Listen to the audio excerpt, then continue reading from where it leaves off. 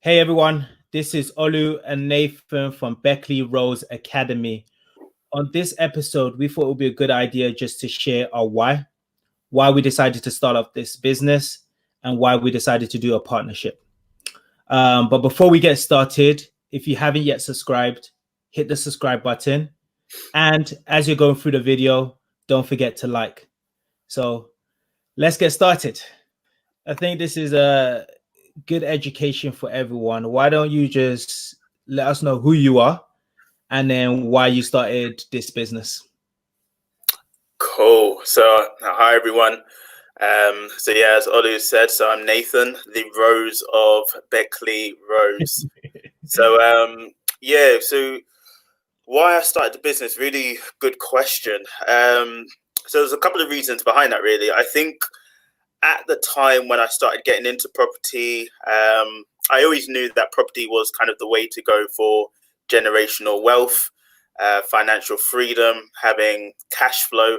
I always had that in the back of my mind for a number of years, but I think it really kind of dawned on me once I started kind of having a family, really. So getting married a number of years ago, having now two young children under 3. I think it really dawned on me that I needed to have another form of income. I wanted to leave a legacy for my wife, my children. So it really kind of sped up the process for me, really, in terms of getting into property. And it was just about, okay, how do I go about doing this?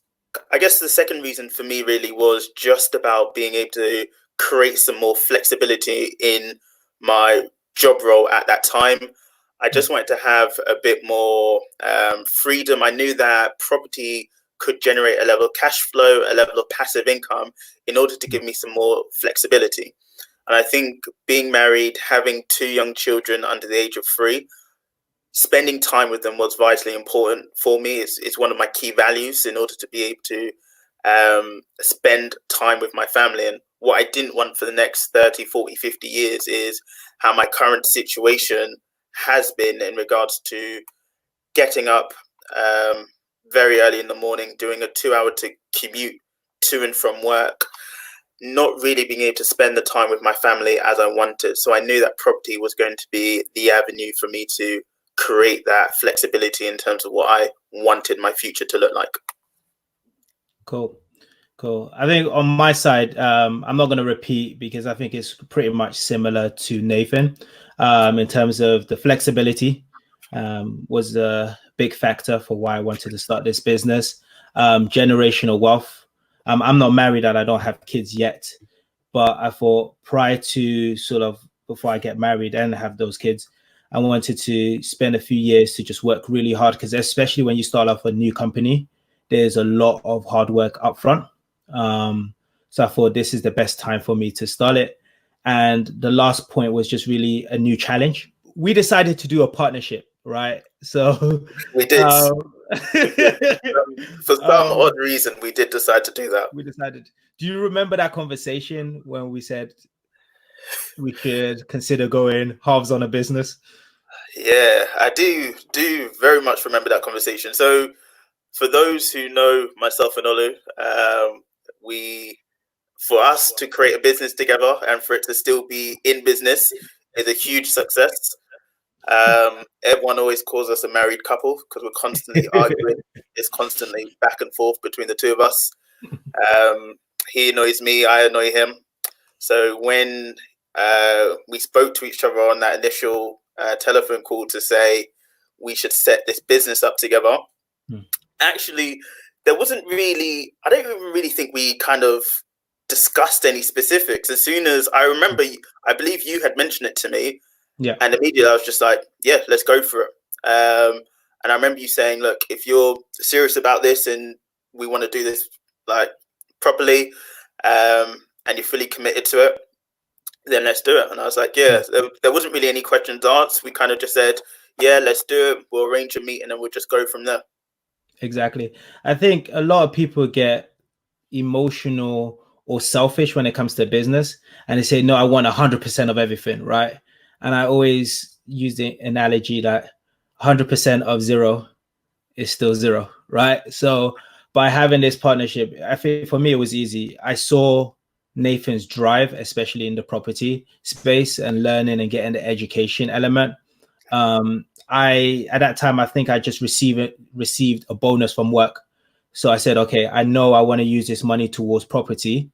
So I said, look, Nathan's got the understanding, he's got the drive, he's got the passion, and he's someone that I can easily work with. So he's not someone that's afraid to challenge me.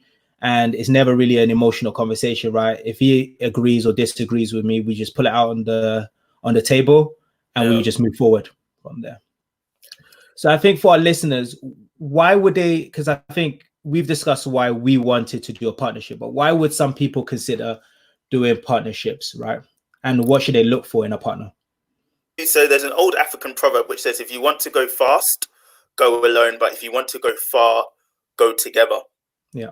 And it's a really pertinent proverb, really, because property is not a quick fix, far from it. It's a very long journey. And actually being able to have somebody who can keep you accountable along that journey is, for me, one of the most pivotal things and the most important aspects of having a business partner. I kind of reflecting on kind of a year back now, I think in regards to how far we have come together in regards to this business. And if I was to do this on my own, I would not be in the same position that I would be in now, far from it. Now, don't get me wrong.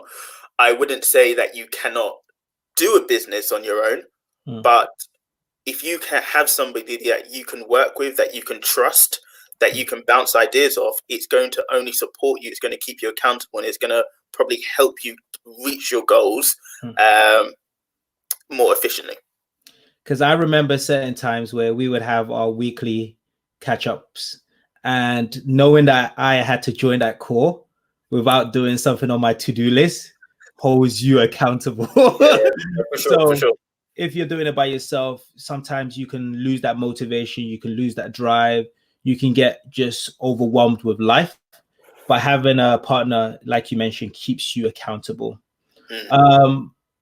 Another one I would say is I hear a lot of people saying that they don't have the finance to start up a business, right? So another motivation for why you could look for a partner is you could look for a partner who might have more capital but less time, right? So if you, with any partnership, it's just like marriage, right? Everyone has to bring something into that relationship. So if you're adding value, maybe by your knowledge, your understanding, you might know deal sourcing, you might know how to do rent to rent, but you don't have the capital. The other person that has the capital will be more than happy to partner with you if they don't have the time and knowledge. So that could be another reason. No, I'd fully agree with that. And just to add to that, I that was very much the situation that I was in. So I had the time per se. Although I work long days and I've got a lot of commute, my job role itself is very flexible.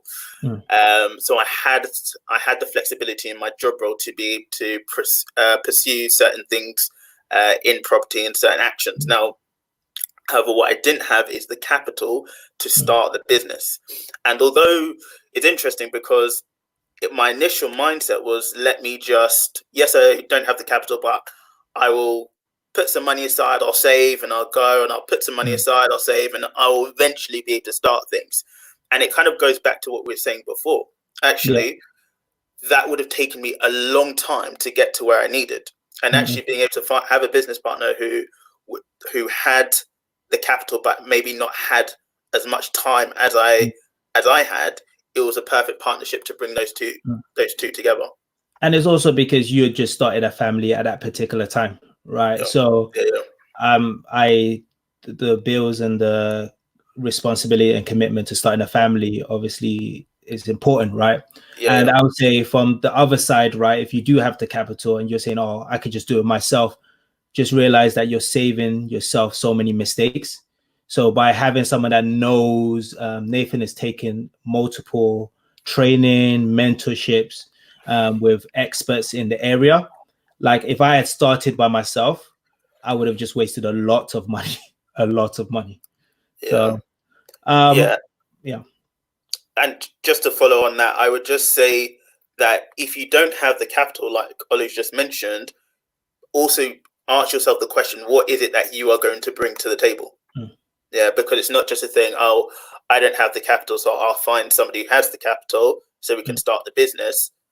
That is not the best relationship or the best way to start a joint venture with a business partner, because you also need to be bringing something to the table. And I'm sure we'll touch on the different aspects of what each of us bring to the business, but that's very important that you are also bringing something to the business as well.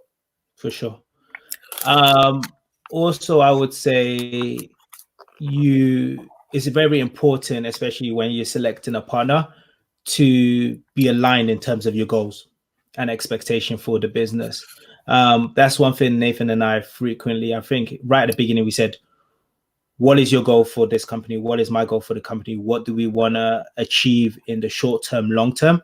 And this is something that is definitely not fixed over a year, 2 years, 5 years, but you want to have a partnership with someone that you can sit down with and you can completely align. Otherwise, the company is just going to be going on multiple directions. So I would say that's also a key part of finding a partner, making sure you align on goals.